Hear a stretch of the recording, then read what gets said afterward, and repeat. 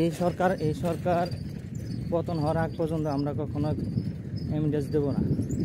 আমরা সরকারকে 100 পয়সাও দেব না। আমাদের তো কখনো কোটা হয় না।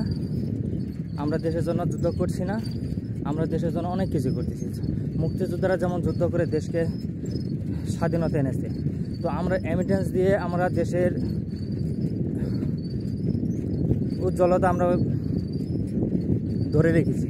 আমাদের রেমিটেন্স দ্বারা আমাদের দেশের অর্থনীতির চাকা সচল আছে। আমরা রেমিটেন্স না দিলে বাংলাদেশ দেউলিয়া হয়ে যাবে। তাহলে আমাদের যেহেতু এখানে কোনো কোঠার কোনো আকাঙ্ক্ষা নেই, আমাদের যেহেতু কোনো ভিআইপি নেই, আমাদের নিরাপত্তা নেই, তাহলে আমরা কেন রেমিটেন্স দেব? আমাদের ভাইদের, আমাদের বোনদের কলিজায় এভাবে ছিদ্র করে দেওয়া হচ্ছে, এভাবে সুন্দর সুন্দর পানগুলো এভাবে নিঃসঙ্গ করে দেওয়া হচ্ছে। আমরা তো সেখানে রেমিটেন্স দিতে পারি না। এই সরকার কখনোই আমাদের জন্য না। এই সরকার শুধু তার আওয়ামী লীগের জন্য। কারণ শুধু তার আওয়ামী লীগদের পাশে এই সরকার থাকে। এই সরকার থাকা অবস্থায় আওয়ামী লীগের শুধু উন্নতি, আমাদের কোনো কিছু হয় না।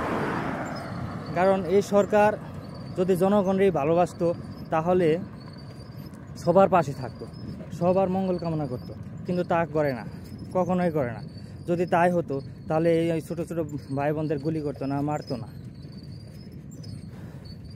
একতরফা কখনো বিচার হতো না। কারণ তারা আওয়ামী লীগ যদিও হাজার হাজার অপরাধ করে, কোনো বিচার হয় না। তো যাই হোক, আমরা তোমাদের পাশে আছি, আমরা পাশে থাকবো ইনশাআল্লাহ। তোমরা এগিয়ে যাও, আন্দোলন চালিয়ে যাও। আমরা রেমিটেন্স দেবো না। দেখি সরকার কী করতে পারে।